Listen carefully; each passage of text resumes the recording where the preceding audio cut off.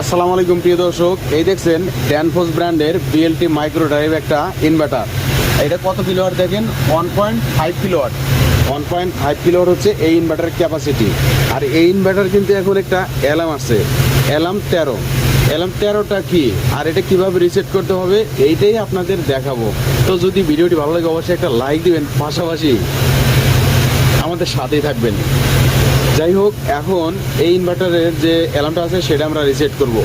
তো নর্মালি এখানে যে বাটনগুলো আছে এর ভিতরে এই যে দেখেন অফ বা রিসেট,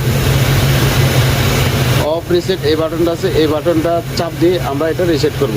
তো আমরা এখন এই বাটনটা চাপ দিচ্ছি, দেখেন চাপ দেওয়ার পরেও কিন্তু রিসেট হচ্ছে না, অ্যালার্ম এখনও আছে।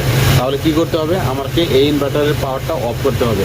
তো অফ করার জন্য এখানে দেখেন সুন্দর করে একটা লোকেশন দেওয়া আছে, ইনভার্টার এমডি, অর্থাৎ ইনভার্টার মেইন ড্রাইভ। মেইন ড্রাইভের ইনভার্টারের যে এমপিসিবিটা আছে সেটা আমাকে অফ করতে হবে। এই দেখেন এমডি, এমডি, অর্থাৎ এই এমপিসিবিটা আমাকে এখন বন্ধ করতে হবে। এটা আমি এখন বন্ধ করে দিলাম।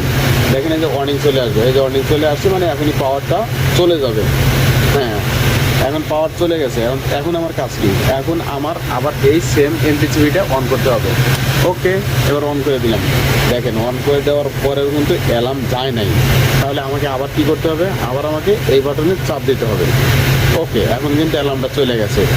এখন এটা যেন অটোমেটিক চলে, ইনভার্টার যেন অটোমেটিক্যালি চলে, সেজন্য আমাকে এই বাটনটা সিলেক্ট করে দিতে হবে। এই দেখেন ইনভার্টার কিন্তু রান হয়ে গেছে। 1.4 অর্থাৎ 1.54 এরকম কারেন্ট নিচ্ছে। যাই হোক, এটা আমরা হার্টে চেক করে রাখলাম। তো আশা করি ভিডিওটি আপনাদের অবশ্যই উপকারে আসবে। তো যদি ভালো লাগে আমাদের সাথেই থাকবেন। ধন্যবাদ।